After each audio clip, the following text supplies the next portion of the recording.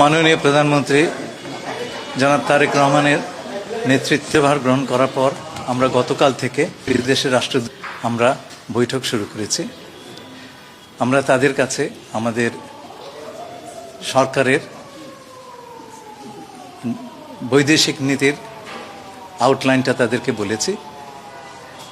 আমরা বলেছি যে আমাদের মটো হচ্ছে বাংলাদেশ ফার্স্ট, সবার উপরে বাংলাদেশ, এবং আমরা স্বাধীনতা, সার্বভৌমত্ব, পরস্পরের আভ্যন্তরীণ ব্যাপারে হস্তক্ষেপ না করা এবং পারস্পরিক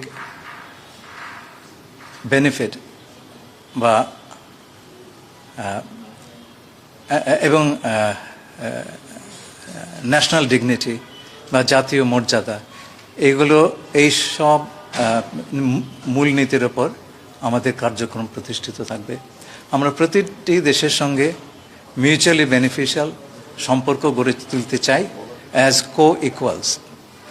এবং আমি লক্ষ্য করেছি যে আমি যাদের সঙ্গে পর্যন্ত সাক্ষাৎ করেছি, সৌদি আরব, চীন, ভারত, পাকিস্তান,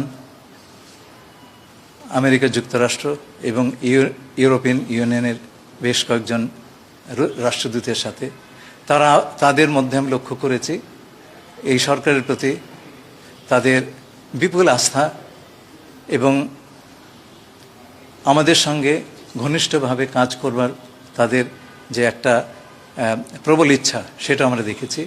আমরা আশা করি আমাদের অঞ্চলের এবং বিশ্বের অন্যান্য স্থানে আমাদের যে সমস্ত বন্ধু রাষ্ট্র আছেন তাদের সবার সঙ্গে আমরা অত্যন্ত